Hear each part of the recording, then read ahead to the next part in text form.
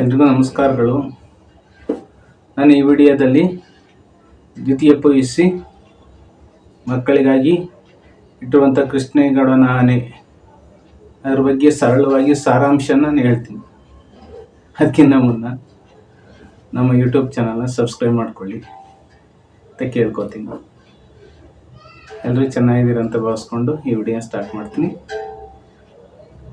ಕೃಷ್ಣೇಗೌಡನ ಆನೆ KP ಪೂರ್ಣಚಂದ್ರ ತೇಜಸ್ವಿಯವರು. ಇದರ ಸಾರಾಂಶ ಮೊದಲಿಗೆ ಲೇಖಕರ ಪರಿಚಯ ಮಾಡ್ಕೊಳ್ಳೋಣ. ಶ್ರೀಯುತ KP ಪೂರ್ಣಚಂದ್ರ ತೇಜಸ್ವಿ ಕನ್ನಡದ ಶ್ರೇಷ್ಠ ಬರಹಗಾರರು, ಕಥೆಗಾರರು. ಜನಿಸಿದ್ದು ಶಿವಮೊಗ್ಗ ಜಿಲ್ಲೆಯ ತೀರ್ಥಹಳ್ಳಿ ತಾಲೂಕಿನ ಕುಪ್ಪಳ್ಳಿಯಲ್ಲಿ 1938. ತಂದೆ ಕುವೆಂಪು, ತಾಯಿ ಹೇಮಾವತಿ. ಮೈಸೂರು ಮತ್ತು ಶಿವಮೊಗ್ಗಗಳಲ್ಲಿ ವಿದ್ಯಾಭ್ಯಾಸ ನಡೆಸಿದರು. ಚಿಕ್ಕಮಗಳೂರು ಜಿಲ್ಲೆಯ ಮೂಡಿಗೆರೆ ಸಮೀಪದಲ್ಲಿ ಕಾಫಿ ತೋಟ ಮಾಡಿಕೊಂಡು ಬರವಣಿಗೆ, ಶಿಕಾರಿ, ಛಾಯಾಗ್ರಹಣ ಮತ್ತು ಪುಸ್ತಕ ಪ್ರಕಾಶನ ಮುಂತಾದ ವೃತ್ತಿಗಳಲ್ಲಿ ತೊಡಗಿಸಿಕೊಂಡಿದ್ದರು. ಶ್ರೀಯುತರ ಕೃತಿಗಳೆಂದರೆ ಬೃಹನ್ನಳೆ, ಸೋಮಿನ ಸೊಗತ ಲಹರಿ, ಕವಿತೆ, ಯಮಳ ಪ್ರಶ್ನೆ, ನಾಟಕ, ಒಲಿಯೂರಿನ ಸರಹದ್ದು, ಅಬಚೂರಿನ ಪೋಸ್ಟ್ ಆಫೀಸು, ಕಿರಿಗೂರಿನ ಗಯ್ಯಾಳಿಗಳು, ಪಾಕಕ್ರಾಂತಿ ಮತ್ತು ಇತರ ಕಥೆಗಳು. ಸಣ್ಣ ಕಥೆಗಳಿವಾಗಿದ್ದಾವೆ. ಕರ್ವಾಲ, ಸ್ವರೂಪ, ನಿಗೂಢ ಮನುಷ್ಯರು, ಚಿದಂಬರ ರಹಸ್ಯ, ಜುಗಾರಿ ಕ್ರಾಸ್, ಮಾಯಾಲೋಕ 1, ಕಾಡು ಮತ್ತು ಕ್ರೌರ್ಯ ಕಾದಂಬರಿಗಳು. ಇವುಗಳೊಂದಿಗೆ ಅನೇಕ ಪರಿಸರ ಸಂಬಂಧಿ ಕೃತಿಗಳನ್ನು ತೇಜಸ್ವಿ ಕನ್ನಡಕ್ಕೆ ನೀಡಿದ್ದಾರೆ. ಇವರ ಸಣ್ಣ ಕಥೆಗಳಾದ ಅಬಚೂರಿನ ಪೋಸ್ಟ್ ಆಫೀಸ್, ಕುಬಿ ಮತ್ತು ಇಯಾಲ, ತಬರನ ಕಥೆಗಳು ಚಲನಚಿತ್ರಗಳಾಗಿವೆ. ರಾಜ್ಯ ಮತ್ತು ಕೇಂದ್ರ ಸಾಹಿತ್ಯ ಅಕಾಡೆಮಿ ಪುರಸ್ಕಾರ, ಪಂಪ ಪ್ರಶಸ್ತಿ, ರಾಷ್ಟ್ರಪತಿ ಸ್ವರ್ಣ ಕಮಲ ಪ್ರಶಸ್ತಿಗಳನ್ನು ತೇಜಸ್ವಿಯವರು ಪಡೆದಿದ್ದಾರೆ. ಭಾರತದ ಬಹುತೇಕ ಭಾಷೆಗಳಿಗೆ ಇವರ ಕೃತಿಗಳು ಅನುವಾದಗೊಂಡಿವೆ. ಪ್ರಸ್ತುತ ಕೃಷ್ಣೇಗೌಡನ ಆನೆ ಎಂಬ ಕಥೆಯನ್ನು ಅವರ ಕಿರಗೂರಿನ ಗಯ್ಯಾಳಿಗಳು, ವೆರಿ ಇಂಪಾರ್ಟೆಂಟ್, ಕೃಷ್ಣೇಗೌಡನ ಆನೆ ಎಂಬ ಕಥೆಯನ್ನು ಅವರ ಕಿರಗೂರಿನ ಗಯ್ಯಾಳಿಗಳು ಕೃತಿಯಿಂದ ಆಯ್ದುಕೊಂಡಿದೆ. ತೇಜಸ್ವಿಯವರು 2007ರಲ್ಲಿ ನಿಧನರಾದರು. ಕತೆ ಸ್ಟಾರ್ಟ್ ಮಾಡೋಣ. ಕಥೆಯ ಸಾರಾಂಶ ಮತ್ತು ವಿಮರ್ಶೆಯನ್ನ ಅಧ್ಯಾಯಗಳಲ್ಲಿದೆ. ಎಷ್ಟು ಅಧ್ಯಾಯಗಳಿದೆ ಅದರ ಫುಲ್ಲು ನಾನು ಸಾರಾಂಶನ ಹೇಳ್ತೀನಿ. ಪಾಠವನ್ನ ಇಲ್ಲಿ ನಾನು ಓದಲ್ಲ, ಬರೀ ಸಾರಾಂಶನ ಹೇಳ್ಕೊಂಡು ಹೋಗ್ತೀನಿ. ವಿದ್ಯಾರ್ಥಿ ಬಂಧುಗಳೇ, ಇದರ ಸದುಪಯೋಗವನ್ನ, ಈ ಸಮ್ಮರಿಯ ಸದುಪಯೋಗವನ್ನ ಪಡಿಸ್ಕೊಳ್ಳಿ ಅಂತ ನಾನು ಕೇಳ್ಕೊತೀನಿ. ಅದಕ್ಕಿಂತ ಮುನ್ನ ನಮ್ಮ ಯೂಟ್ಯೂಬ್ ಚಾನಲ್ನ ಸಬ್ಸ್ಕ್ರೈಬ್ ಮಾಡ್ಕೊಳ್ಳಿ. ನಿಮ್ಮ ಸಪೋರ್ಟ್ ನಮಗಿರಲಿ ಅಂತ ನಾನು ಕೇಳ್ಕೊತೀನಿ. ಎಲ್ಲರಿಗೂ ಒಳ್ಳೆಯದಾಗಲಿ. ಬನ್ನಿ ಕಥೆಯ ಸಾರಾಂಶವನ್ನು ಶುರು ಮಾಡ್ತೀನಿ. ಅಧ್ಯಾಯ 1ರಲ್ಲಿ ಏನಾಗುತ್ತಪ್ಪ ಅಂದ್ರೆ, ನಿರೂಪಕರು ತಮ್ಮ ಜೀಪಿನ ಗೇರ್ ಬಾಕ್ಸ್ ಬಿಚ್ಚಿ ರಿಪೇರಿ ಮಾಡ್ತಿದ್ರು. ಇಲ್ಲಿ ನಿರೂಪಕರು ಅಂತ ಒಂದು ಪದವನ್ನು ಬಳಸಿದ್ದಾರೆ. ನಿರೂಪಕರು ಅಂದ್ರೆ ಇಲ್ಲಿ ತೇಜಸ್ವಿಯವರನ್ನು ನಾವು ಬಳಸ್ಕೊಳ್ಳೋಣ. ಹಳೆಯ ಮಿಲಿಟರಿ ಜೀಪಿನ ಗೇರ್ ಬಾಕ್ಸ್ ಆಗಾಗ ತೊಂದರೆ ಕೊಡುತ್ತಿದ್ದರಿಂದ ತಿಂಗಳಿಗೊಮ್ಮೆ ಜೀಪಿನಡಿ ಬಿದ್ದುಕೊಂಡು ಅದರ ಗೇರ್ ಬಾಕ್ಸ್ ಬಿಚ್ಚಿ ರಿಪೇರಿ ಮಾಡುವ ಕೆಲಸ ಅವರಿಗೆ ಕಾಯಂ ಆಗಿತ್ತು. ಅಂದು ಅದೇ ರೀತಿ ರಿಪೇರಿ ಮಾಡುತ್ತಿರ್ಬೇಕಾದ್ರೆ ಎಲೆಕ್ಟ್ರಿಕ್ ಲೈನ್ ಮೇಲೆ ದುರ್ಗಪ್ಪ ಏನ್ ಮಾಡ್ತಾನಪ್ಪ, ಹುಡಿಕೊಂಡು ಬಂದ. ಅವನು ಸದಾ ಟೆಲಿಫೋನ್ ಇಲಾಖೆಯಲ್ಲಿ ಇರುವಂತವ್ರನ್ನ ಬೈತಿದ್ದ. ವಿದ್ಯುತ್ ಇಲಾಖೆಯ ವೈರಿನ ಹತ್ರ ಅವರು ವೈರ್ ತರುತ್ತಾರೆಂದು ಅವನ ತಕರಾರು. ಈಗ ನಿರೂಪಕರ ಬಳಿ ಕೊಡಲಿಯೊಂದನ್ನು ಕೇಳಿ ಪಡೆಯಲು ಬಂದಿರ್ತಾನೆ. ಒಂದು ವಾರ ಮುರಿದು ಬಿದ್ದಿರುವ ಮರವನ್ನ ಕಡಿದು ಹಾಕಿ ಲೈನ್ ಕ್ಲಿಯರ್ ಮಾಡುವುದು ಅವನ ಉದ್ದೇಶವಾಗಿರುತ್ತೆ. ಮರದ ಹತ್ತಿರ ಆನೆಯ ಲದ್ದಿ ಬಿದ್ದಿರುವುದರಿಂದ ಈ ಕೆಲಸ ಕೃಷ್ಣೇಗೌಡನ ಆನೆ ಇದೆ ಎಂದಾತ ನಿರೂಪಕನ ಬಳಿ ದೂರದ. ಆನೆ ತಂತಿ ಮೇಲೆ ಕೊಂಬೆ ಎಳೆದ್ರೆ ಅದಕ್ಕೆ ಕರೆಂಟು ಹೊಡೆದು ಸಾಯುವುದಿಲ್ಲವೇ ಎಂದು ನಿರೂಪಕರು ಪ್ರಶ್ನೆ ಮಾಡ್ತಾರೆ. ಅದಕ್ಕೆ ದುರ್ಗಪ್ಪ, ಭಾನುವಾರ ರಿಪೇರಿ ಕೆಲಸಕ್ಕೆ ಲೈನ್ ಓಪನ್ ಇರುತ್ತಾದ್ದರಿಂದ ಅದು ಬದುಕಿದೆ, ಇಲ್ದಿದ್ರೆ ಸುಟ್ಟು ಭಸ್ಮವಾಗಿರೋದು, ಕಿಡಿಗೇಡಿ ಮುಂಡೆಯದು ಎಂದು ಆನೆಯನ್ನ ಶಪಿಸಿದ. ಕೊಡಲಿಯನ್ನ ದುರ್ಗಪ್ಪನ ಅಟ್ಟ ಹತ್ತಿ ಹುಡುಕಿಕೊಳ್ಳಬೇಕೆಂದು ಹೇಳಿ ನಿರೂಪಕರು ತೇಜಸ್ವಿಯವರು ಮತ್ತೆ ಜೀಪ್ ರಿಪೇರಿ ಕೆಲಸದಲ್ಲಿ ಮಗ್ನರಾದರು. ದುರ್ಗಪ್ಪ ಕೊಡಲಿ ತೆಗೆದುಕೊಂಡು ಹೋದವನು ಮತ್ತೆ 3-4 ದಿನವಾದ್ರೂ ಕೊಡಲಿ ಹಿಂದಿರುಗಿಸಲು ಬರಲೇ ಇಲ್ಲ ನೋಡಿ ಎಂದು ಲೇಖಕರು ಚಿಂತಿಸ್ತಾರೆ. ಮಣ್ಣು ಒಡ್ಡರು ಅಗೆಯುವಾಗ ಅಡ್ಡ ಬಂದ ಬೇರುಗಳನ್ನ ಕಡಿಯಲು ನಿರೂಪಕರು ಕೊಡಲಿ ಪಡೆದು ಯದ್ವಾ ತದ್ವಾ ಜಪ್ಪಿ ಅದರ ಹಿಂಭಾಗ ಯಾವುದು ಮುಂಭಾಗ ಯಾವುದೆಂಬುದನ್ನು ತಿಳಿಯದಷ್ಟು ಮೊಂಡಾಗಿ ಸುತ್ತಿಗೆಯನ್ನು ತೋರುತ್ತಿತ್ತು. ಹೀಗಾಗಿ ನಿರೂಪಕರು ಕೊಡಲಿಲ್ಲವೆಂದು ದುರ್ಗಪ್ಪನವರನ್ನು ಹುಡುಕಿಕೊಂಡು ಹೋಗ್ಲಿಲ್ಲ. ಮುಂದಿನ ಅಧ್ಯಾಯದಲ್ಲಿ ಸಾರಾಂಶ, ಈ ಪುಸ್ತಕದಲ್ಲಿ ಅಧ್ಯಯನ ಓದ್ಕೊಳ್ಳಿ, ಸಾರಾಂಶ ನೋಡ್ಕೊಳ್ಳಿ ವಿದ್ಯಾರ್ಥಿ ಬಂಧುಗಳೇ.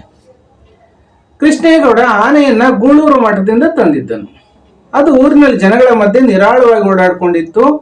ಮೂಡಿಗೆರೆ ಪೇಟೆಯಲ್ಲಿ ಪೋಲಿ ದನಗಳ ರೀತಿ ಓಡಾಡಿಕೊಂಡಿದ್ದು, ಅಂಗಡಿಯವರು ಕೊಡುವ ಬಾಳೆಹಣ್ಣಿನ ಸಿಪ್ಪೆ ತಿಂದುಕೊಂಡಿತ್ತು. ಶಾಲಾ ಹುಡುಗರು ಗೌರಿ ಎಂದರೆ ಸಲಾಮು ಮಾಡುತ್ತಿತ್ತು. ಗೂಳೂರು ಮಠದ ಸ್ವಾಮಿಗಳನ್ನು ಜನ ಅಡ್ಡಪಲ್ಲಕ್ಕಿಯಲ್ಲಿ ಹೊರಲಾರಂಭಿಸಿದ ಮೇಲೆ ಆನೆಗೆ ಜಗದ್ಗುರುಗಳು ನೋರುವ ಕೆಲಸ ತಪ್ಪಿ ಹೋಗಿ ನಿರುದ್ಯೋಗಿಯಾಗಿತ್ತು.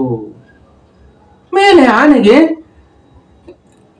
ಮಠದವರು ಮತ್ತು ಮಠದ ಸಾತ್ವಿಕ ವಾತಾವರಣವನ್ನು ಕುಡಿತದಿಂದ ಆಳುಗಿಡುತ್ತಿದ್ದ ಅದರ ಮಾವುತ ವೇಲಾಯುಧ ಇಲ್ಲಿ ಬರ್ತಾನೆ ನೋಡಿ. ವೇಲಾಯುಧ ಯಾರಿಗಾದರೂ ದಾಟಿಸಬೇಕೆಂದು ಅವಣಿಕೆಯಲ್ಲಿರುವಾಗಲೇ ಕೃಷ್ಣೇಗೌಡನು ವೇಲಾಯುಧ ಮಠದಲ್ಲಿ ಮಾಡಿದ 4,500 ಸಾಲ ತೀರಿಸಿ ಅವನ ಕುಟುಂಬ ಮತ್ತು ಆನೆಯನ್ನು ಮೂಡಿಗೆರೆಗೆ ತರತಂದ. ವಿಮ್ಕೋ ಕಂಪನಿಯವರು ಪಾತಾಳದಲ್ಲಿದ್ದ ಮರದ ದಿಮ್ಮಿಯ ಮೇಲೆ ಸಾಗಿಸಲು ಆನೆ ನೀರಿನ ಕಾಂಟ್ರಾಕ್ಟ್ ಪಡೆದು ಕೃಷ್ಣೇಗೌಡ ಲಾಭ ಮಾಡಿಕೊಳ್ಳಲು ಆರಂಭಿಸಿದ. ಹಲವಾರು ವ್ಯವಹಾರಗಳಲ್ಲಿ ಕೈಸುಟ್ಟುಕೊಂಡಿದ್ದ ಕೃಷ್ಣೇಗೌಡ ಆನೆಯನ್ನು ಕೊಂಡು ತಂದಾಗ ಆತನ ಕತೆ ಮುಗಿದಂತೆ ಎಂದು ಭಾವಿಸಿದ್ದವರಿಗೆ ಅಚ್ಚರಿ ಮೂಡುವಂತೆ ಕೃಷ್ಣೇಗೌಡನಿಗೆ ಧನಲಕ್ಷ್ಮಿ ಒಲೆದಳು. ನೋಡಿ ಮಕ್ಕಳು, ಪ್ರತಿ ಬೇಸಿಗೆಯಲ್ಲಿ ಆನೆ ಏನಾದರೊಂದು ರಾದ್ದಾಂತ ಮಾಡ್ತಿತ್ತು. ಅದು ಆನೆ ಮಾಡ್ತಿದ್ದ ರಾದ್ದಾಂತವು ಜನಗಳೇ ಅದರ ಮೇಲೆ ಸುಮ್ಮನೆ ತೋರಿಸ್ತಿದ್ದ ಆಪಾದನೆ ತಿಳಿಯುತ್ತಿರಲಿಲ್ಲ. ನಿರೂಪಕರು ಒಮ್ಮೆ ನೋಡಿದಾಗ ಆನೆ ರೆಹಮಾನನ ಗೂಡಂಗಡಿಯನ್ನು ದೂಡಿ ಬೀಳಿಸಿತೆಂದು ಜನ ಗುಂಪುಗಟ್ಟಿದ್ದರು. ವೇಲಾಯುಧ ಆನೆ ಬೀಳಿಸಲಿವೆಂದು ವಾದ ಮಾಡುತ್ತಿದ್ದ. ರೆಹಮಾನ್ ತನ್ನ ಪತ್ನಿಯನ್ನು ಸಾಕ್ಷಿ ಹೇಳೆಂದಾಗ ಆಕೆ ರೆಹಮಾನ್ ವಿರುದ್ಧವಾಗಿ ತನ್ನ ಗಂಡ ಆನೆಯ ಮರ್ಮಕ್ಕೆ ತಾಗುವಂತೆ ಕೆಟ್ಟ ಮಾತು ಬೈದಿದ್ದರಿಂದ ಆನೆ ಹಾಗೆ ಮಾಡಿತೆಂದು ಹೇಳಿಬಿಟ್ಲು. ಆತ ಆನೆಯ ಮರ್ಮಕ್ಕೆ ತಾಗುವಂತೆ ಕೆಟ್ಟ ಮಾತು ಏನ್ ಮಾಡಿರ್ಬಹುದೆಂದು ನಿರೂಪಕರು ಚಿಂತಿಸುತ್ತಿರ್ಬೇಕಾದ್ರೆ ಮತ್ತೊಬ್ಬರು ರೆಹಮಾನ್ ಜೊತೆಗೂ ಮಾನ ಮರ್ಯಾದೆ ಇರುತ್ತದೆ ತಿಳಿದುಕೋ ಎಂದು ಬುದ್ಧಿ ಹೇಳಿದರು. ಮತ್ತೊಮ್ಮೆ ಬೇಸಿಗೆಯಲ್ಲಿ ನಿರೂಪಕರ ಮನೆಯ ನಲ್ಲಿಯ ಪೈಪ್ ಪಡೆದಾಗ ನಿರೂಪಕರಿಗೆ ಆನೆಯ ಹಾವಳಿ ಮಾಡಿದ ವರದಿ ಬಂದು ಕಾಡನ್ನು ಸರ್ವೆ ಮಾಡಲು ಬಂದಿದ್ದ ಪ್ರಕಾಶ್ ಮೂಡಿಗೆರೆಯಲ್ಲಿ ಭಾಷಣ ಮಾಡುತ್ತಾ ಕಾಡಾನೆಗಳು ಊರಿನ ಕಡೆ ಬಂದು ಪೈರು ಹಾಳು ಮಾಡಲು ಕಾರಣ ಅರಣ್ಯ ಇಲಾಖೆಯವರು ಕಾಡಿನ ಮರಗಳನ್ನು ಕಡಿದು ಅಕೇಶಿಯ ಮರಗಳನ್ನು ನೆಟ್ಟಿರುವುದು ಎಂದಾಗ ರೈತರಿಗೆ ಅರಣ್ಯ ಇಲಾಖೆಯವರ ಮೇಲೆ ಕೋಪ ಉಕ್ಕಿತು. ಅವರು ಅರಣ್ಯ ಇಲಾಖೆಯ ಮುಂದೆ ಧರಣಿ ಕುಳಿತರು. ಫಾರೆಸ್ಟರ್ ನಾಗರಾಜ ಕೃಷ್ಣೇಗೌಡನ ಹೆಣ್ಣಾನೆಯನ್ನು ಹುಡುಕಿಕೊಂಡು ಕಾಡಾನೆಗಳು ಊರಿಗೆ ಬರುತ್ತಿವೆ ಎಂದು ಕೃಷ್ಣೇಗೌಡನ ಆನೆಯನ್ನು ದೂರಿದರು. ಜನ ಒಪ್ಪದೆ ಗಲಾಟೆ ಮಾಡಿದರು. ಇಷ್ಟರಲ್ಲಿ ಅಯ್ಯಪ್ಪ ಸ್ವಾಮಿಯ ಅಂಬಾರಿ ಹೊತ್ತ ಕೃಷ್ಣೇಗೌಡನ ಆನೆ ಕರೆಂಟ್ ತಗಲಿ ಅದು ಅಂಬಾರಿ ಸಮೇತ ಕಾಡಿಗೆ ಹೋಯಿತೆಂದು ವರ್ತಮಾನ ಬಂತು. ಕಾಡಾನೆಗಳು ಮೈ ತುಂಬಾ ಸಿಂಗಾರ ಮಾಡಿಕೊಂಡಿರುವ ಕೃಷ್ಣೇಗೌಡನ ಆನೆಯನ್ನು ಸೇರಿಸಿಕೊಳ್ಳುತ್ತವೆ ಎಂದು ನಿರೂಪಕರಿಗೆ ಅನುಮಾನವಾಯಿತು, ಅಂದ್ರೆ ಡೌಟ್ ಆಯ್ತು. ಆನೆ ಕಾಡಿಗೆ ಹೋದ ಮೇಲೆ ಅದರ ರಾದ್ದಾಂತ ಮುಗಿದವೆ ಎಂದು ಜನ ಸುಮ್ಮನಿರುವಾಗಲೇ ಆನೆ ಏನು ನಡೆದಂತೆ ಇಲ್ಲವೆಂಬಂತೆ ಸೋಂಡಿಲಾಡಿಸುತ್ತಾ ಬಂದಿತ್ತು. ಕಾಡಿಗೆ ಹೋಗಿ ಬಂದಿರುವ ಅದರ ಬಗ್ಗೆ ಜನ ಭಯಪಟ್ಟು ಅದು ಮಾತ್ರ ಎಂದಿನಂತೆ ಬಾಳೆಹಣ್ಣು ತಿಂದುಕೊಂಡು ಆರಾಮಾಗಿ ಓಡಿಕೊಂಡಿತ್ತು. ಇಲ್ಲಿ ಮುಂದಿನ ಅಧ್ಯಾಯವನ್ನು ನೋಡೋಣ. ಅಧ್ಯಾಯ 3 ಏನಾಗುತ್ತಿದೆ ಇದರಲ್ಲಿ. 3 ದಿನ ಕಳೆದ ಮೇಲೆ ನಿರೂಪಕರಿಗೆ ಪೋಸ್ಟ್ ಆಫೀಸ್ ಬಳಿ ದುರ್ಗಪ್ಪ ಕಾಣಿಸಿದ. ವಿಚಾರಿಸಿದಾಗ ಫಾರೆಸ್ಟರ್ ನಾಗರಾಜ ಕೊಡಲಿ ಕಿತ್ಕೊಂಡು ಬಂದು ಆಫೀಸಿನಲ್ಲಿ ಇಟ್ಕೊಂಡಿರುವಂತ ವಿಚಾರ ತಿಳಿಸಿದ. ನಿರೂಪಕರಿಗೆ ಕೊಡಲಿಯ ಮೇಲೆ ವ್ಯಾಮೋಹವಿರದಿದ್ದರೂ ಇಂತಹ ತರಲೆ ಕೇಸುಗಳ ಜಾಡು ಹಿಡಿದು ವಿಷಯ ತಿಳಿದುಕೊಳ್ಳುವ ಕೆಟ್ಟ ಕುತೂಹಲವಿದ್ದುದರಿಂದ ಕೊಡಲಿ ಕೇಳಲು ಫಾರೆಸ್ಟರ್ ನಾಗರಾಜನ ಬಳಿ ಬಂದರು. ನಾಗರಾಜ ದುರ್ಗಪ್ಪ ಮರ ಕಡಿತಿದ್ದ ವೆಪನ್ ಕೊಡಲಿ ಯಾಗಿರುವುದರಿಂದ ಸಾಕ್ಷಿಗೆ ಅದು ಬೇಕೆಂದು ಇಂಥ ಕೆಲಸ ಕೊಡಲಿ ಕೊಟ್ಟಿದ್ದು ನಿರೂಪಕರ ತಪ್ಪೆಂದು ವಾದಿಸಿದ. ಅಲ್ಲದೆ ಅರಣ್ಯ ಇಲಾಖೆಯವರು ಲೈನ್ ಎಳೆಯೋದಕ್ಕೆ ಫಾರೆಸ್ಟ್ ಕ್ಲಿಯರ್ ಮಾಡುವ ನೆಪದಲ್ಲಿ ಮನೆಗೆ ಸೌದೆ ಮಾಡಿಕೊಳ್ಳುವರೆಂದು ದೂರಿದ. ನಿರೂಪಕರು ನಾಗರಾಜ ದುರ್ಗಪ್ಪನವರನ್ನು ಕೋರ್ಟಿಗೆ ಎಳೆಯುವುದು ಸಾಧ್ಯವಿಲ್ಲವೆಂದು ಆತ ದುರ್ಗಪ್ಪನನ್ನು ಎದುರಿಸಲು ಹೀಗೆ ಮಾತನಾಡುತ್ತಿರಬಹುದೆಂದು ತರ್ಕಿಸಿದರು. ನಾಗರಾಜನಿಗೆ ಲೇಖಕರು ಇವೆಲ್ಲ ಕೋರ್ಟಿನಲ್ಲಿ ಇತ್ಯರ್ಥವಾಗುವ ಕೇಸ್ಗಳೇನ್ರಿ ಎಂದು ದಬಾಯಿಸಿದಾಗ ನಾಗರಾಜ ತಾನು ಕಾನ್ಫಿಸಿಕೇಟ್ ಮಾಡಿ ತಂದ ಕಳ್ಳ ಸಾಗಣೆ ಮಾಡಿದ ಅಂಬಾಸಿಡರ್ ಕಾರುಗಳನ್ನು ತೋರಿಸಿದ್ದ. ಅವೆಲ್ಲ ಗುಜರಿಯವರಿಗೂ ಉಪಯೋಗಕ್ಕೆ ಬಾರದಂತೆ ತುಪ್ಪು ಹಿಡಿದಿದ್ದವು. ಕೊನೆಗೆ ನಾಗರಾಜ ಮನಸ್ಸು ಬದಲಿಸಿ ದುರ್ಗಪ್ಪನಿಗೆ ಎಚ್ಚರಿಕೆ ನೀಡಿ ಕೊಡಲಿಯನ್ನು ತಿರುಗಿಸಿದ. ದುರ್ಗಪ್ಪ ಮರ ಬೆಳೆಸಿದ ಆನೆಯನ್ನು ದೂರಿದಾಗ ನಾಗರಾಜ ಅದನ್ನು ಕಾನ್ಫಿಸಿಕೇಟ್ ಮಾಡಿ ತಂದು ಕಟ್ಟಿ ಹಾಕುವುದಾಗಿಯೂ ದುರ್ಗಪ್ಪ ತನ್ನ ದೂರನ್ನು ಬರವಣಿಗೆಯಲ್ಲಿ ಕೊಡಬೇಕೆಂದು ಹೇಳಿದರು. ಆನೆಯು ಮರ ಬೆಳೆಸಿದನ್ನು ಕಣ್ಣಾರೆ ನೋಡಲು ದುರ್ಗಪ್ಪ ಗುಣಗಿಕೊಂಡು ಸುಮ್ಮನಾದರೆ ನಿರೂಪಕರು ಕಾರುಗಳನ್ನು ಕಾನ್ಫಿಸಿಕೇಟ್ ಮಾಡಿ ತಂದಂತೆ ಆನೆಯನ್ನು ತರಲು ಸಾಧ್ಯವೇ ಎಂದು ಯೋಚಿಸುತ್ತಿರುವಾಗ ಮನೆಯ ಕಡೆ ನಡೆದರು. ಇಷ್ಟು 3ನೇ ಅಧ್ಯಾಯದಲ್ಲಿ ಬರುವಂತ ಒಂದು ಮಾತು. ಮುಂದೆ ಅಧ್ಯಾಯ 4ರಲ್ಲಿ ಬರುವಂತಹದ್ದು, ಆನೆ ಕೆಲಸ ಮಾಡುವಾಗ ಅದರ ಬಲವನ್ನು ನೋಡಿದರೆ ಅದನ್ನು ನಾಗರಾಜ ಕಾನ್ಫಿಸಿಕೇಟ್ ಮಾಡಿ ತರುತ್ತೇನೆ ಎಂದು ನಿರೂಪಕರಿಗೆ ತಮಾಷೆ ಕಂಡಿತು. ಆನೆ ಅಪಾರ ಶಕ್ತಿ ಅರಿವಾಗುವುದು ಅದು ಕೆಲಸ ಮಾಡುವುದನ್ನು ಕಂಡವರಿಗೆ ಮಾತ್ರ. ವೇಲಾಯುಧ ಹಿಂದೆ ವಿಧೇಯವನ್ನಾಗಿ ಸಾಗುವಾಗ ಅದು ದೊಡ್ಡ ದೊಡ್ಡ ಮರಗಳನ್ನು ಹಣೆಯಿಂದ ನೂಕಿದರೆ ಮರಗಳು ಬೇರು ಸಮೇತ ನೆಲಕ್ಕೆ ಹೊರಡ್ತಿದ್ದವು. ಈ ಶಕ್ತಿಯನ್ನರಿತೆ ಹಿಂದೆ ಯುದ್ಧದಲ್ಲಿ ರಾಜರು ಆನೆಯ ಬೆಟಾಲಿಯನ್ಗಳನ್ನು ಹೊಂದಿರುತ್ತಿದ್ದರು.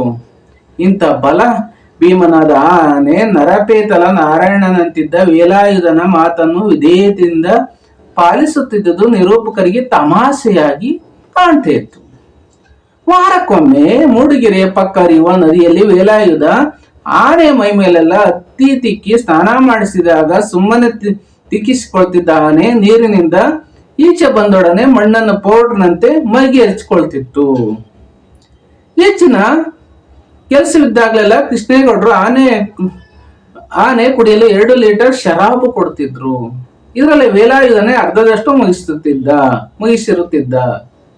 ಇವರಿಬ್ಬರ ದೆಸೆಯಿಂದ ಆರಂಭವಾದ ಹಗರಣಗಳಲ್ಲಿ ಆನೆ ಒಬ್ಬ ಲಾರಿ ಡ್ರೈವರ್ನ ಸಾವಿಗೆ ಕಾರಣವಾಯಿತೆಂದು ಗಾಳಿ ಸುದ್ದಿ ಹಬ್ಬಿತೆಂದು ಗಾಳಿ ಸುದ್ದಿ ಅಂದ್ರೆ ಸುಳ್ಳು ಸುದ್ದಿ. ಶಿವೇಗೌಡರ ಸಾಮಿಲ್ನಲ್ಲಿ ಅಂದ್ರೆ ಮರ ಕೊಯ್ಯುವ ಒಂದು ಅಂಗಡಿ ಸಾಮಿಲ್ ಅಂದ್ರೆ ಕಳ್ಳನಾಟ ಇಳಿಸಲು ಆನೆ ಕರೆದೊಯ್ಯುವಾಗ ನಡೆದ ಘಟನೆ ಇದು. ರಾತ್ರಿ ವೇಳೆ ಕೆಲಸಕ್ಕೆ ಎಂದು ಆನೆ ಮತ್ತು ಮಾವುತ ಇಬ್ಬರು ಶರಾಬು ಕುಡಿದು ಬಂದಿದ್ದರು. ಲಾರಿಯ ಕ್ಲೀನರ್ ನಾಯರ್ ಚಹಾ ಕುಡಿದು ಬರಲು ಹೋಗಿದ್ದಾಗ ಡ್ರೈವರ್ ಒಬ್ಬನೇ ನಿದ್ದೆ ಮಂಪರಿನಲ್ಲಿ ತೂಕಡಿಸುತ್ತಾ ಸ್ಟೇರಿಂಗ್ ಹಿಡಿದು ಕೂತಿದ್ದ. ಮತ್ತಿನಲ್ಲಿದ್ದ ವೇಲಾಯುಧ ಲಾರಿ ಮತ್ತು ನಾಟಗಳಿಗೆ ಬಿಗಿದಿದ್ದ ಹಗ್ಗವನ್ನು ಬಿಚ್ಚಲು ಮರೆತು ಹಾಗೆಯೇ ನಾಟ ಉರುಳಿಸಲು ಆನೆಯ ಸೂಚಿಸಿದ. ಆನೆ ಲಾರಿ ಸಮೇತ ಉರುಳಿತು. ಕ್ಯಾಬಿನಲ್ಲಿದ್ದ ಮಣಬಾರದ ಲಾರಿ ಜಾಗ್ ಡ್ರೈವರ್ ತಲೆ ಮೇಲೆ ಬಿದ್ದು ಆತ ಸತ್ತನು. ಕ್ಲೀನರ್ ಬಂದ ಮೇಲಷ್ಟೇ ಅವನ ಸಾವಿನ ಸುದ್ದಿ ತಿಳಿದಿದ್ದು. ಇದು ರಾತ್ರೋರಾತ್ರಿ ನಡೆದ ಕಳ್ಳತನದ ಕೆಲಸವಾದ್ದರಿಂದ ಕೃಷ್ಣೇಗೌಡರು ಶಿವೇಗೌಡರು ಸೇರಿ ಈ ವಿಚಾರವನ್ನು ಮುಚ್ಚಿ ಹಾಕಿದರು. ಡ್ರೈವರ್ನ ಹೆಣವನ್ನು ಮರದ ಒಟ್ಟಿನೊಳಗೆ ಹಾಕಿ ಬೂದಿ ಮಾಡಿದರೆಂದು ಕೊಡಲಿ ಹಿಂದಿರುಗಿಸಲು ಬಂದ ದುರ್ಗಪ್ಪ ನಿರೂಪಕರ ಬಳಿ ದೂರಿದನಲ್ಲದೆ ಆನೆಗೆ ಎಂಡ ಕುಡಿಸುವುದರ ಅಪಾಯಗಳನ್ನು ವಿವರಿಸಿದ. ನಿರೂಪಕರು ನಿನಗೆ ಸಾಯುವ ಭಯವೇ ಎಂಬುದಕ್ಕೆ ತನ್ನ ಲೈನ್ಮನ್ ಕೆಲಸದ ಅಪಾಯಕಾರಿ ಸಂಗತಿಗಳನ್ನ ವಿವರಿಸಿದ. ನಿರೂಪಕರಿಗೆ ಆತ ತಂತಿಗಳ ಬಲೆಯಲ್ಲಿ ಸಿಕ್ಕಿಕೊಂಡ ರೇಜಿಗೆ ಆನೆಯನ್ನು ಬೈತಿರುವರು ಎನಿಸಿತು. ಇಲ್ಲಿಗೆ 4ನೇ ಅಧ್ಯಾಯ ಮುಗಿತು. ಅಧ್ಯಾಯ 5ರಲ್ಲಿ ಏನಾಗುತ್ತೆ ನಾನು ನೋಡೋಣ. ಕೃಷ್ಣಗೌಡ ಆನೆ ಅಲ್ಲಿ ನಿರೂಪಕರು ಎಲೆಕ್ಟ್ರಿಕ್ ಬಿಲ್ ಕಟ್ಟಲು ವೆಟರ್ನರಿ ಆಸ್ಪತ್ರೆ ಎದುರು ಹೋಗ್ತಿರುವಾಗ ಪೋಸ್ಟ್ ಮ್ಯಾನ್ ಜಬ್ಬಾರನ ಲೋನ ನಿಂತಿರುವುದು ಕಾಣಿಸಿತು. 3 ದಿನದಿಂದ ಪೋಸ್ಟ್ ಕೊಟ್ಟಿಲ್ಲಬೇಕೆಂದು ಪ್ರಶ್ನಿಸಿದಾಗ, ಅಯ್ಯೋ ಯಾವ ಮದುವೆ ಮನೆ ಕಾಗದ ನೀವೇನು ಹೋಗೋದಿಲ್ವಲ್ಲ ಎಂದು ಉದಾಸೀನವಾಗಿ ಮಾತನಾಡಿದ. 16 ವರ್ಷಗಳಿಂದ ಟೆಂಪರರಿಯಾಗಿ ಕೆಲಸ ಮಾಡುತ್ತಿದ್ದರಿಂದ ಆತ ಕೇವಲ 60 ರೂಪಾಯಿ ಸಂಬಳ ಪಡೆಯುತ್ತಿದ್ದರಿಂದ ತೊಂದರೆ ಎದುರಿಸಲು 108 ಪತ್ರಿಕೆಗಳ ಏಜೆನ್ಸಿ ತೆಗೆದುಕೊಂಡು ಆ ಮ್ಯಾಗಝಿನ್ಗಳನ್ನೆಲ್ಲ ತನ್ನ ಲೂನಾದ ಮೇಲೆ ಕತ್ತೆ ಮೇಲೆ ಏರು ಹೊರುವಂತೆ ಒತ್ತು ಪೋಸ್ಟ್ ಕೊಡಲು ಹೋದಾಗಲೆಲ್ಲ ಚಂದಾದಾರರಿಗೆ ತಲುಪಿಸುತ್ತಿದ್ದ. ಕೇಂದ್ರ ಅಂಚೆ ಕಚೇರಿಗಳು ಎಲ್ಲೆಡೆ ಅಂಚೆ ಕಚೇರಿ ತೆಗೆಯುವ ಬದಲು ಅಂಚೆ ಪಟ್ಟಿಗಳನ್ನು ನೇತು ಹಾಕಿದ್ದರಿಂದ ಅಲ್ಲಿಂದ ಕ್ಲಿಯರೆನ್ಸ್ ಮಾಡಲು ಜಬ್ಬಾರ್ ಫಜೀತಿ ಪಡುತ್ತಿದ್ದ. ನಿರೂಪಕರು ಯಾಕೆ 4 ದಿನದಿಂದ ಮುಖ ನೋಡಲಿಲ್ಲವೆಂದು ವಿಚಾರಿಸಿದಾಗ ಆತ ಯಾಂಡ್ ಪೋಸ್ಟಿನಲ್ಲಿ ನಾಯಿ ಕಚ್ಚಿದ್ದರಿಂದ ಇಂಜೆಕ್ಷನ್ ತೆಗೆದುಕೊಳ್ಳಲು ವೆಟರ್ನರಿ ಆಸ್ಪತ್ರೆಗೆ ಬಂದುದಾಗಿ ಹೇಳಿದ. ಪೋಸ್ಟ್ ಕೊಡಲು ಓದೋದೆಲ್ಲ ನಾಯಿ ಅವಳಿಂದಾಗಿ ತಾನು ಆಗಾಗ್ಗೆ ನಾಯಿ ಕಡಿತಕ್ಕೆ ಒಳಗಾಗುವ ತೊಂದರೆಯನ್ನು ವಿವರಿಸಿದ. ಅಲ್ಲೇ ನಿಂತಿದ್ದ ವೆಟರ್ನರಿ ಸ್ಟಾಕ್ ಮನ್ ಪುಟ್ಟಯ್ಯ ತಮ್ಮ ಬಳಿ ಇರುವ ಹುಚ್ಚು ನಾಯಿ ಇಂಜೆಕ್ಷನ್ ಮನುಷ್ಯರಿಗೆ ಕೊಡುವಷ್ಟು ಚೆನ್ನಾಗಿಲ್ಲವೆಂದು, ಕರೆಂಟಿನ ತೊಂದರೆಯಿಂದಾಗಿ ಸೀರಂ ಕೆಟ್ಟು ಹೋಗಿದೆ ಎಂದು ವಿವರಿಸಿದನು. ನಿರೂಪಕರು ಪೇಟೆಯಲ್ಲಿ ಓಡಾಡುವಾಗ ಮಾರಿಗೊಂದರಂತೆ ಮಲಗಿರುವ ನಾಯಿಗಳನ್ನು ನೋಡಿದ್ದರಿಂದ ಬೀದಿ ನಾಯಿ ಕಾಟದ ಅರಿವು ಅವರಿಗಾಗಿತ್ತು. ಪುಟ್ಟಯ್ಯ ಸೀರಂಗೆ ಖರ್ಚು ಮಾಡುವ ಹಣದಲ್ಲಿ 100ರಲ್ಲಿ 1 ಭಾಗ ಖರ್ಚು ಮಾಡಿದರು. ಕಂತ್ರಿ ನಾಯಿ ಕಾಟ ನಿವಾರಿಸಿ ಎಷ್ಟೊಂದು ಜೀವ ಉಳಿಸಬಹುದೆಂದು ಮುನ್ಸಿಪಾಲಿಟಿಯವರ ಕರ್ತವ್ಯ ಲೋಪವನ್ನು ನಿರೂಪಕರೆದುರು ಎತ್ತಿ ಆಡಿದ. ನಿರೂಪಕರಿಗೆ ಮುನ್ಸಿಪಾಲಿಟಿಯವರ ಮೇಲೆ ವಿಪರೀತ ಕೋಪ ಬಂದಿತು. ಹುಚ್ಚು ನಾಯಿ ಕಚ್ಚಿದವರಿಗೆ ಮುನ್ಸಿಪಾಲಿಟಿಯವರು ಇಂಜೆಕ್ಷನ್ ಚುಚ್ಚಿಸುವ ಕಾರ್ಯಕ್ರಮ ಅವಿವೇಕದ್ದೆಂದು ಅನಿಸಿತು. ನಿರೂಪಕರಿಗೆ ಕೋಪ ಬಂದಿರುವುದನ್ನು ಗಮನಿಸಿದ ಪುಟ್ಟಯ್ಯ ಇನ್ನೆಷ್ಟು ಕೋಪ ಬರಿಸುವಂತೆ, ನಿನ್ನೆ ಒಂದು ಹುಚ್ಚು ನಾಯಿ 7 ಜನರಿಗೆ ಕಚ್ಚಿತೆಂದು ಕೃಷ್ಣಗೌಡ ಆನೆಗೂ ಕಚ್ಚಿರುವ ಸುದ್ದಿ ಇದೆ ಎಂದು, ಒಂದು ವೇಳೆ ಆನೆಯನ್ನು ಇಂಜೆಕ್ಷನ್ಗೆ ಕರೆತಂದರೆ ಏನು ಮಾಡುವುದೆಂದು ತನ್ನ ಯೋಚನೆಯನ್ನು ತಿಳಿಸಿದ. ಅದಕ್ಕೆ ನಿರೂಪಕರು ನಾಯಿ ಹಲ್ಲು ಆನೆಯ ಚರ್ಮಕ್ಕೆ ನಾಟಲು ಸಾಧ್ಯವೇ ಎಂದು ಅನುಮಾನಿಸಿದಾಗ, ಕಚ್ಚಲಾಗದಿದ್ದರೂ ಅವರ ಜೊಲ್ಲು ಆನೆಯ ಕಾಲಿನ ಗಾಯಕ್ಕೆ ತಾಗಿದರೂ ಸಾಕು, ಆನೆಗೆ ಹುಚ್ಚು ಹಿಡಿಯಬಹುದೆಂದು ನಂಬಲು ಯತ್ನಿಸಿದ. ಅಲ್ಲದೆ ನೀವು ಮುನ್ಸಿಪಾಲಿಟಿ ಪ್ರೆಸಿಡೆಂಟ್ ಖಾನ್ ಸಾಹೇಬರಿಗೆ ಬೀದಿ ನಾಯಿ ನಿವಾರಣೆ ಬಗ್ಗೆ ಒಂದು ಮಾತು ಹೇಳಬೇಕೆಂದು ಪ್ರಚೋದಿಸಿದ. ಜಬ್ಬಾರ್ ಮತ್ತು ಪುಟ್ಟಯ್ಯರ ಚಿತಾವಣೆಯಿಂದ ಕೋಪಗೊಂಡಿದ್ದ ನಿರೂಪಕರಿಗೆ ಮುನ್ಸಿಪಾಲಿಟಿ ಕಡೆಗೆ ಹೊರಟರು. ಈಗ ಅಧ್ಯಾಯ 4ರಲ್ಲಿ ಏನಾಗುತ್ತೆ ನೋಡೋಣ. ಅಧ್ಯಾಯ 6ರಲ್ಲಿ ಏನಾಗುತ್ತೆ ನೋಡೋಣ. ಕೃಷ್ಣಗೌಡ ಆನೆ. ಅಧ್ಯಾಯ 6 ಮುನ್ಸಿಪಾಲಿಟಿ ಪ್ರೆಸಿಡೆಂಟ್ ನಿರೂಪಕರ ತಕರಾರಿಗೆ ಉತ್ತರಿಸುತ್ತಾ, ತಾನು ಡಾಗ್ ಪಾಯ್ಸನ್ ತರಿಸಿ ಹಾಕಿದ್ದರೂ ಔಷಧಿ ಕಲಬೆರಕೆಯಾಗಿರುವುದರಿಂದ ನಾಯಿಗಳು ಸಾಯುತ್ತಿಲ್ಲವೆಂದು, ಮುಸ್ಲಿಮರಾದ ತಮಗೆ ನಾಯಿ ಹಂದಿ 2 ಕುರಾನ್ ಪ್ರಕಾರ ವಿರೋಧಿಗಳೆಂದು, ನಾಯಿ ನಿರ್ಮೂಲನಕ್ಕೆ ತಾವು ಸೂಕ್ತ ಕ್ರಮ ಕೊಂಡಿರುವುದಾಗಿ ಹೇಳಿದರು. ನಿರೂಪಕರು ನಾಯಿಗಳ ಸಂಖ್ಯೆ ದಿನೇ ದಿನೇ ಹೆಚ್ಚುತ್ತಿರುವ ವಿಚಾರವನ್ನು ಗಮನಕ್ಕೆ ತಂದಾಗ, ಪ್ರೆಸಿಡೆಂಟರು ಅವೆಲ್ಲ ಹೊರಗಿನಿಂದ ಎಕ್ಸ್ಪರ್ಟ್ ಆದವೆಂದು, ನಾಯಿಗಳನ್ನು ಕೊಲ್ಲುವ ಅಹಿಂಸಾಧರ್ಮಿಗಳು ರಾತ್ರಿಗಳಲ್ಲಿ ನಾಯಿಗಳನ್ನು ತುಂಬಿ ತಂದು ಇಲ್ಲಿ ಬಿಡುತ್ತಾರೆ ಎಂದು ಆರೋಪಿಸಿದರು. ಈ ವಿಚಾರವನ್ನು ಸರ್ಕಾರದ ಗಮನಕ್ಕೆ ತರಲು ತಮ್ಮ ಬಳಿ ಸರಿಯಾದ ಸಾಕ್ಷ್ಯಾಧಾರಗಳಿಲ್ಲವೆಂದು, ಮುಸ್ಲಿಮನಾದ ತಾನು ಅನ್ಯ ಧರ್ಮವನ್ನು ಟೀಕಿಸಿದರೆ ಅದು ಕೋಮು ಸಂಘರ್ಷಕ್ಕೆ ಕಾರಣವಾಗಬಹುದೆಂದು ತಿಳಿಸಿದರು. ನಿರೂಪಕರಿಗೆ ತಮ್ಮೆಲ್ಲ ಪ್ರಶ್ನೆಗಳಿಗೆ ಆತನ ಬಳಿ ರೆಡಿಮೇಡ್ ಉತ್ತರಗಳಿರುವೆಂಬುದರ ಅರಿವಾಯಿತು. ನಿರೂಪಕರು ಸಣ್ಣ ಪಟ್ಟ ವಿಷಯಗಳನ್ನು ಧರ್ಮಕ್ಕೆ ಗಂಟು ಹಾಕಿ ಕಾಂಪ್ಲಿಕೇಟ್ ಮಾಡಬಾರದೆಂದು ಪ್ರೆಸಿಡೆಂಟರಿಗೆ ಹೇಳಿದರು. ಅದಕ್ಕೆ ಅವರು, ಮೊನ್ನೆ ದಿನ ಕೃಷ್ಣೇಗೌಡನ ಆನೆಯನ್ನು ಬೀದಿಗೆ ತರಬೇಡಿ ಎಂದಿದ್ದಕ್ಕೆ ಜನ, ನೀವು ರಂಜಾನ್ ಒಂಟೆ ಮೆರವಣಿಗೆ ಮಾಡೋದೇ ಯಾಕೆ ಎಂದು ಧರ್ಮದ ಮೂಲಕ್ಕೆ ಜಗಳವನ್ನು ತಂದುದನ್ನು ಹೇಳಿ ತಮ್ಮ ಅಸಹಾಯಕತೆಯನ್ನು ವಿವರಿಸಿ ನಿರೂಪಕರನ್ನು ಬೀಳ್ಕೊಟ್ಟರು. ಇಲ್ಲಿಗೆ ಕೃಷ್ಣೇಗೌಡನ ಆನೆ ಅರ್ಧ ಅಧ್ಯಾಯದ ಸಾರಾಂಶಗಳನ್ನು ಮುಗಿಸಿರ್ತೀನಿ. ಮುಂದಿನ ವಿಡಿಯೋದಲ್ಲಿ ಉಳಿದ ಅಧ್ಯಾಯಗಳ ಸಾರಾಂಶಗಳು ನಿಮಗೆ ಹೇಳ್ತೀನಿ. ಇದರ ಸದುಪಯೋಗ ಪಡಿಸ್ಕೊಳ್ಳಿ ವಿದ್ಯಾರ್ಥಿನಿಯರೇ, ದ್ವಿತೀಯ PUC ವ್ಯಾಸಂಗ ಮಾಡುತ್ತಿರುವಂತಹ ಅವರೇ, ನಿಮಗೆಲ್ಲ ಒಳ್ಳೆಯದಾಗಲಿ. ಹಾಗೂ ಕನ್ನಡ ಸಹೃದಯರು ಸಹ ಇದರ ಅರ್ಥವನ್ನು ಸವಿಯಿರಿ. ಕೃಷ್ಣೇಗೌಡನ ಆನೆ ತೇಜಸ್ವಿ ಅವರು ಬರೆದಿರುವಂಥದ್ದು ಒಂದು ಗದ್ಯ ಕಥೆಯ ರೂಪದಲ್ಲಿದೆ. ಎಲ್ಲರಿಗೂ ಒಳ್ಳೆಯದಾಗಲಿ. ವಿಡಿಯೋ ನಿಮ್ಗೇನಾದ್ರು ಇಷ್ಟ ಆದರೆ ಒಂದು ಲೈಕ್ ಕೊಡಿ, ಕಮೆಂಟ್ ಮಾಡಿ, ಶೇರ್ ಮಾಡಿ. ನಮ್ಮ ವಿಜು ಸ್ಮಾರ್ಟ್ 19ನ ಸಬ್ಸ್ಕ್ರೈಬ್ ಮಾಡ್ಕೊಳ್ಳಿ. ಎಲ್ಲರಿಗೂ ಒಳ್ಳೆಯದಾಗಲಿ. ಧನ್ಯವಾದಗಳು.